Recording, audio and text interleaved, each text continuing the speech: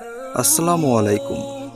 একবার এক রাজা তার 3 মন্ত্রীকে ডেকে বললেন, এই নাও তোমাদের কিছু খালি বস্তা দিলাম, তোমরা বনে যেয়ে বিভিন্ন ফলমূল দিয়ে এই বস্তা পূর্ণ করে নিয়ে আসবে।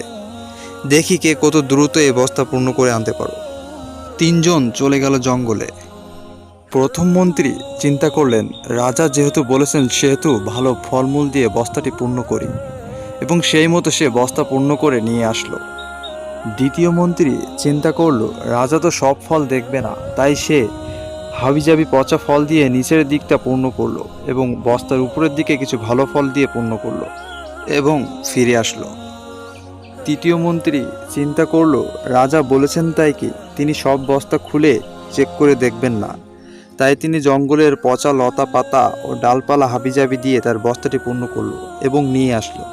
3 মন্ত্রী রাজার দরবারে হাজির। রাজা তাদের বস্তাগুলো পূর্ণ দেখে খুশি হলেন এবং তিনি বস্তাগুলো খুলেও দেখলেন না।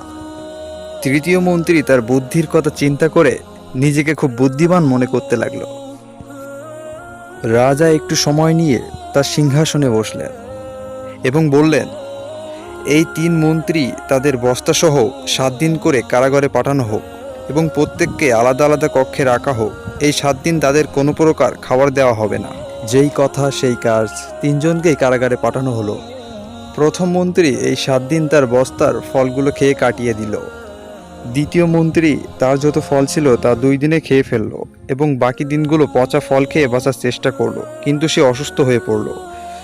তৃতীয় মন্ত্রীর বস্তায় কোনো ফল ছিল না, তাই তিনি না খেতে পেরে কারাগারেই মারা গেলেন।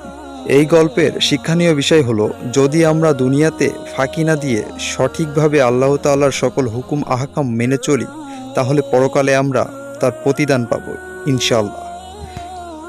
আজ শেষ করছি, দেখা হবে নতুন কোনো ভিডিও নিয়ে। ততদিন পর্যন্ত ভালো থাকুন, সুস্থ থাকুন। আল্লাহ হাফেজ।